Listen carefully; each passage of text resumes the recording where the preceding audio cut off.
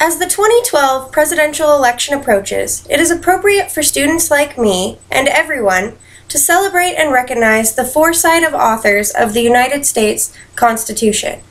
The Constitution was made as a framework for the federal government of the United States. It says that the government should be separated into 3 separate branches. Those branches are the executive branch, which includes the president, the legislative branch, which includes Congress, and the judicial branch, which includes the Supreme Court. The intent of our forefathers was that no individual branch of government would become more powerful than the others. First, the legislative branch makes the law. Second, the executive branch executes the law. Last, the judicial branch interprets the law. Each branch performs separate functions and checks the other branch's functions in different ways. They each have an effect on one another. Each branch must respond to the will of the American people. Today, I will speak to you about the 3 branches of government, how they work together to ensure the freedoms of Americans. The nation's chief executive, the president, is the head of the executive branch. He promises to preserve, protect, and defend the Constitution. The President is responsible for approving or vetoing the laws that Congress creates and is the chief of government and therefore the boss of all government workers.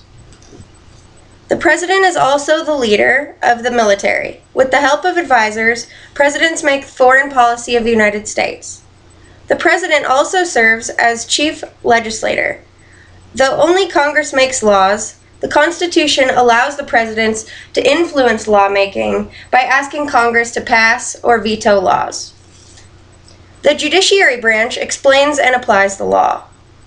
It does this by hearing and deciding on legal cases. The lowest level is district courts. The second level is the Court of Appeals. The top level is the Supreme Court. There are currently 8 associate justices and 1 chief justice of the Supreme Court. The term limit of Supreme Court justices is until they perish or choose to retire. All courts in the United States must follow the rulings of the Supreme Court because the decisions made by the Supreme Court deal with constitutionality. The Supreme Court justices themselves decide the cases they want to hear. Not all cases are heard by the Supreme Court. The decisions made by the Supreme Court, however, are final and cannot be appealed. The legislative branch is headed by Congress, which includes the House of Representatives and the Senate. The main task of these 2 bodies is to make the laws. Its powers include passing laws, originating spending bills, impeaching officials, and approving treaties. Whichever political party that has the most current members in Congress gets to assign Speaker of the House. This is an important role in that the Speaker influences the direction of hearings, and also is in line to ascend to president should something catastrophic happen, such as death or impeachment of the president and the vice president. The creators of the Constitution saw firsthand the kind of tyranny that could exist in a government with no limitation on power. The Articles of Confederation gave the states so many rights that they in some ways made the federal government weak. The Constitution guarantees that the ultimate power lies with the federal government. The Constitution structures the government into 3 branches in order to put limitations on the power given to each branch. This system is referred to as checks and balances. The 3 branches work independently of each other, while at the same time are being unable to act entirely on their own.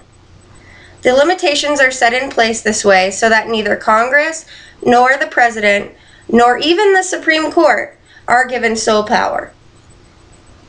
The 3 branches work if they follow the concept of rule of law. Basically, rule of law states that individual freedoms must be preserved. This is addressed by the rule of law by saying that laws must be passed in advance of the behavior it seeks to regulate. For example, the speed limit is set up before it is decided that if you are traveling too fast, the police will write you a ticket. Rule of law also says that no one is above or beneath the law. Finally, the rule of law says that the laws must be changed through due process. They can't be arbitrarily suspended. So what is happening? Activist judges try to reinterpret the law for political means. Members of Congress lie and go unpunished. Even presidents have tried to circumvent the process. There is a challenge to get even our lawmakers to follow the Constitution's direction. In the media, this is referred to as a constitutional crisis. Today I spoke to you about the structure of our U.S. government. I overviewed the 3 branches of government, talked about separation of powers and checks and balances, and finally, I concluded with explaining the challenges the government faces staying constitutionally sound. So far, the 3 branches of our government have been mostly successful creating legislation that protect the rights of the people as outlined in the Constitution. Before participating in any election, it can be useful to brush up on details on how the mechanics of our government works. I hope that you have enjoyed the overview. Thank you.